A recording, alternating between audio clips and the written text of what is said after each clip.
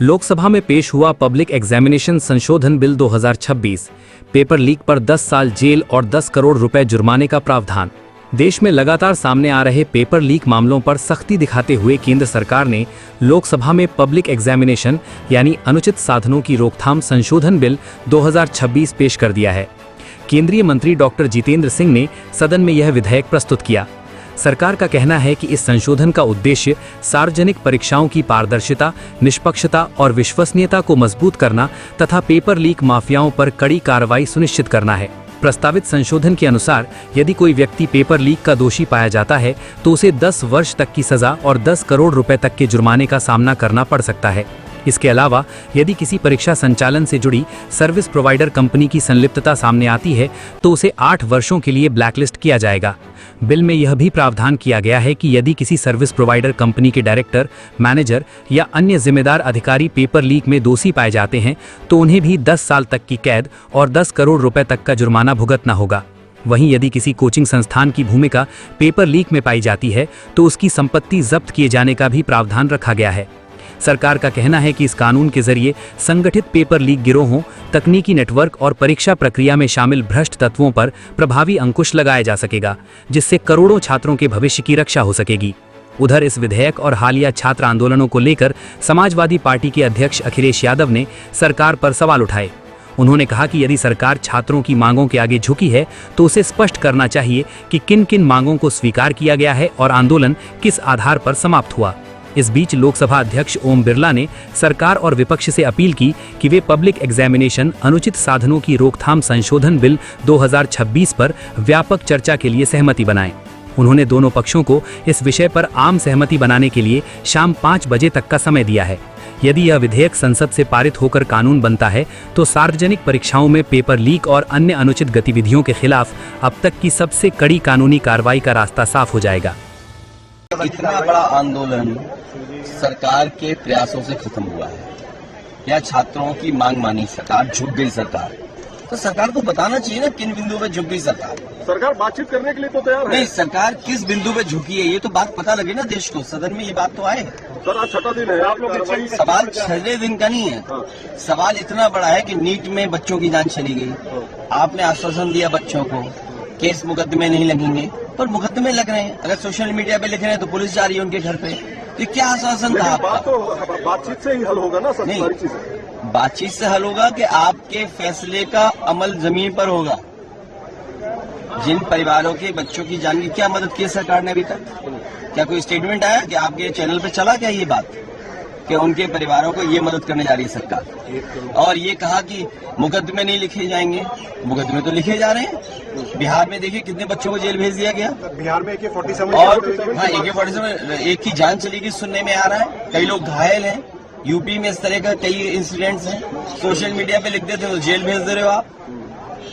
आपसे बातचीत करने के लिए कह रहे हैं कि विधानसभा चुनाव से पहले मैं सुबह भी बता गया तो फिर क्यों बता रहा हूँ? 5 बजे चल जाएगा सदन, क्योंकि स्पीकर ने कहा कि 5 बजे तक एक बात कर लीजिए।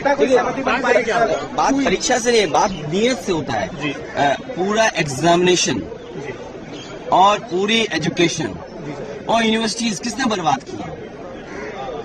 यूनिवर्सिटीज, एजुकेशन और एग्जामिनेशन, उनको बर्बाद करने की जिम्मेदारी किसने निभाई है? सदन में कार्रवाई चले, पहले भी यही हमारा मुद्दा रहा है कि जो इतना बड़ा आंदोलन था, हम चाहते थे नीट पे डिस्कशन हो, लेकिन अब क्योंकि समय और हालात बदल गए हैं, इतना अपने बच्चों को जो पीटा है सड़कों पे, और ये कोई बच्चे कोई हिंसा करने के लिए नहीं आए थे, लेकिन इस लोकतंत्र में देखिए भारतीय जनता पार्टी की सरकार ने जिस तरह से बिहेव किया, जिस तरह से बर्बरता बढ़ती बच्चों पे, जिस तरह से लाठियां चलाई गई, जिस तरह से पैलेट्स गन चलाए गए, जिस तरह से कीलें लगी हुई थी, जिस तरह से पुलिस यूनिफॉर्म में नहीं थी, जिस तरह से नेम प्लेट्स नहीं थे, जिस तरह से बिना यूनिफॉर्म के लोग बच्चों को डंडे से मार रहे थे, तो आखिरकार का जिम्मेदार कौन है? लेकिन सरकार कह रही है कि सदन में चर्चा होगी, सदन में चर्चा होगी, लेकिन हमारी ये मांग है कि होम मिनिस्टर आए और जो पूरी घटना घटी है 20 तारीख को इतने बड़े आंदोलन में जहाँ युवाओं को आपने मारा है, पीटा है, हिंसा करी है, हम चाहते हैं कि इस पे जवाब दे। पहले गृह मंत्री नहीं आएंगे तब तक सदन नहीं चलेगा। अभी तो विपक्ष ने यही डिसाइड। दिल्ली महिला आयोग को मिला नया नेतृत्व, लता गुप्ता बनी नई अध्यक्ष। महिलाओं की सुरक्षा और त्वरित न्याय पर रहेगा फोकस। दिल्ली महिला आयोग को नया नेतृत्व मिल गया है। दिल्ली सरकार ने आयोग के पुनर्गठन के तहत लता गुप्ता को दिल्ली महिला आयोग की नई अध्यक्ष नियुक्त किया है। इसके साथ ही श्याम बाला, मालती वर्मा, लता सोढ़ी, सनरिका शर्मा झा और रेनू भल्ला को आयोग का सदस्य बनाया गया है। नए नेतृत्व के साथ आयोग को अधिक सक्रिय, जवाबदेह और प्रभावी बनाने की दिशा में काम शुरू किया जाएगा। पदभार ग्रहण करने के बाद लता गुप्ता ने इसे अपने लिए सम्मान के साथ साथ बड़ी जिम्मेदारी बताया। उन्होंने प्रधानमंत्री नरेंद्र मोदी, केंद्रीय गृह मंत्री अमित शाह, भाजपा के राष्ट्रीय नेतृत्व, दिल्ली की महिला मुख्यमंत्री रेखा गुप्ता और दिल्ली भाजपा अध्यक्ष हर्ष मल्होत्रा का आभार व्यक्त करते हुए कहा कि महिलाओं की सुरक्षा, सम्मान और अधिकारों की रक्षा उनकी सर्वोच्च प्राथमिकता होगी। उन्होंने कहा कि दिल्ली महिला आयोग का उद्देश्य केवल शिकायतें दर्ज करना नहीं, बल्कि पीड़ित महिलाओं को समय पर न्याय और आवश्यक सहायता उपलब्ध कराना है। आयोग महिलाओं से जुड़े मामलों के त्वरित निस्तारण के लिए पूरी प्रतिबद्धता के साथ कार्य करेगा। लता गुप्ता ने बताया कि पिछले कुछ समय से आयोग अपनी पूर्ण क्षमता के साथ कार्य नहीं कर पा रहा था, जिसके कारण कई शिकायतें लंबित हैं। उनकी पहली प्राथमिकता इन लंबित मामलों की समीक्षा कर उनका शीघ्र निस्तारण सुनिश्चित करना होगी, ताकि महिलाओं को न्याय के लिए अनावश्यक इंतजार न करना पड़े। उन्होंने यह भी कहा कि महिला हेल्पलाइन 181 को और अधिक प्रभावी बनाया जाएगा तथा इसकी पहुंच दिल्ली की प्रत्येक महिला और बेटी तक सुनिश्चित करने का प्रयास किया जाएगा। उनका मानना है कि समय पर सहायता और त्वरित कार्रवाई से महिलाओं के खिलाफ होने वाले अपराधों पर प्रभावी रोक लगाई जा सकती है। नई अध्यक्ष ने विश्वास जताया कि आयोग के सभी सदस्य मिलकर दिल्ली महिला आयोग को अधिक संवेदनशील, पारदर्शी और प्रभावशाली संस्था के रूप में स्थापित करेंगे, जिससे राजधानी की महिलाओं को बेहतर सुरक्षा, सहायता और न्याय मिल सके। आपको एक नया दिया गया है जिम्मेदारी महिला आयोग, क्या कहेंगे इसमें?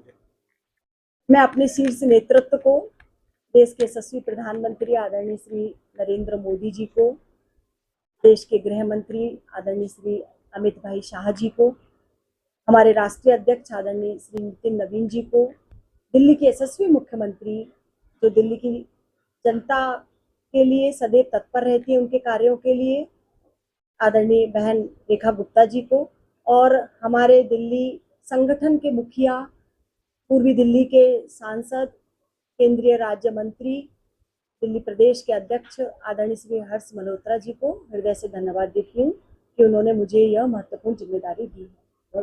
2024 के बाद आपने पद खाली किए, क्या कहेंगे उसमें, कैसे चुनौती रहेगी आपकी? निश्चित तौर पर 2 वर्षों से महिला आयोग अपनी पूरी क्षमता के साथ कार्य नहीं कर पा रहा था। अब वहां पर जितनी भी पुरानी शिकायतें, लंबित शिकायतें हैं, उनको सबको तुरंत निस्तारण किया जाएगा। हेल्पलाइन नंबर को दुरुस्त किया जाएगा और दिल्ली की हर एक बहन को आयोग पर भरोसा कायम हो, इस कार्य पद्धति से आयोग काम करेगा। जो हेल्पलाइन नंबर बंद हो चुका है, उसको कैसे करेंगे, क्या करेंगे? देखिए, जब मैं अपने कार्य को शुरू करूंगी तो हेल्पलाइन नंबर तो फर्स्ट इंटीमेशन के लिए, कोई पूरी दिल्ली के अंदर पीड़िता किसी भी जगह पर हो, वो गांव देहात में हो, वो अपनी समस्या को आयोग तक आने में उसे टाइम लगेगा, लेकिन वो हेल्पलाइन के माध्यम से अपनी समस्या को एनरोल कराएगी और जवाबदेही फिर हमारे आयोग की होगी कि उसे तय समय सीमा पर उस समस्या का निस्तारण करें।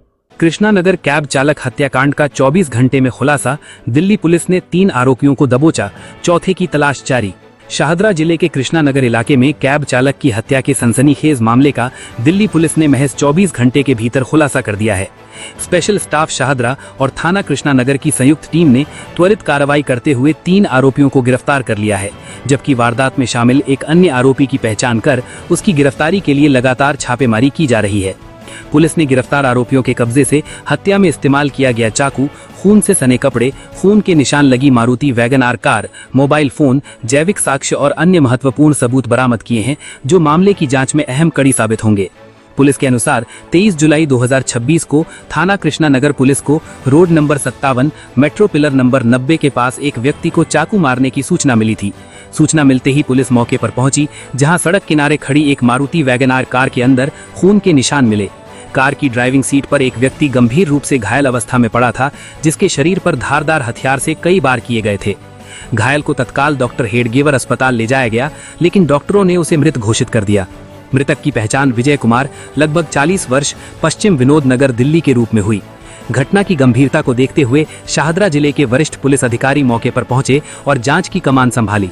क्राइम टीम और फॉरेंसिक साइंस लैब की टीम ने घटना स्थल और आसपास लगे सीसीटीवी कैमरों की फुटेज खंगाली, कॉल डिटेल रिकॉर्ड यानी CDR का विश्लेषण किया और तकनीकी निगरानी तथा स्थानीय मुखबिरों की सहायता ली। इन सभी इनपुट के आधार पर पुलिस ने आरोपियों की पहचान कर लगातार छापेमारी की। लगातार अभियान चलाने के बाद पुलिस ने वारदात के महज 24 घंटे के भीतर 3 आरोपियों को गिरफ्तार कर लिया है। पूछताछ के दौरान आरोपियों से कई महत्वपूर्ण जानकारियां मिली हैं, जिनके आधार पर चौथे आरोपी की तलाश तेज कर दी गई है। दिल्ली पुलिस का कहना है कि मामले की जांच अभी जारी है। फरार आरोपी की गिरफ्तारी के लिए संभावित ठिकानों पर लगातार दबिश दी जा रही है और जल्द ही उसे भी गिरफ्तार कर लिया जाएगा। साथ ही पुलिस हत्या के पीछे की पूरी साजिश, विवाद के कारण और अन्य संभावित पहलुओं की भी गहन जांच कर रही है।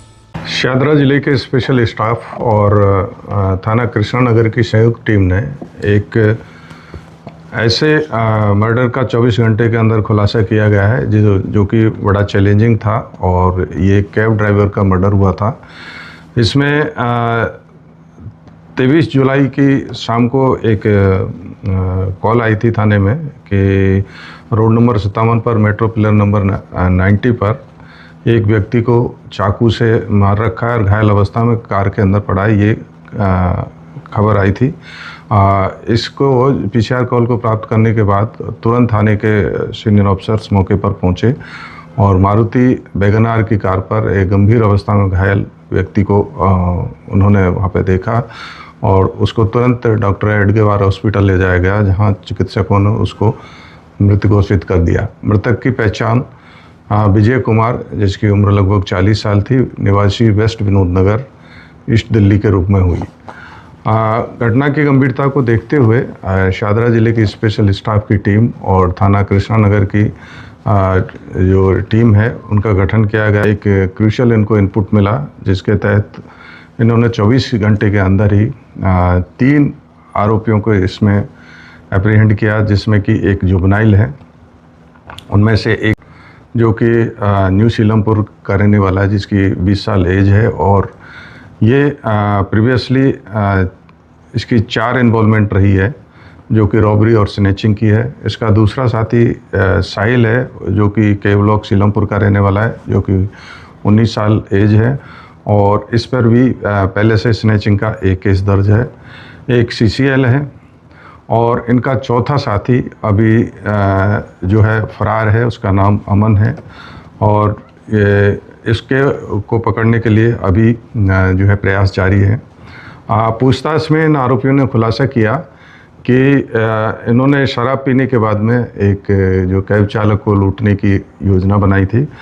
तो इन्होंने इनका एक साथी जो अमन फरार है, उसने चाकू का अरेंज किया और अयान के फ़ोन से ये रैपिडो कार बुक कराई और जब कार वहाँ पे आई है तो वो इसमें बैठ गए और आगे जाकर के इन्होंने कैब ड्राइवर को पीछे से साहिल ने पकड़ा है और अमन और अयान दोनों ने उस पर चाकू से वार करके उसको घायल कर दिया।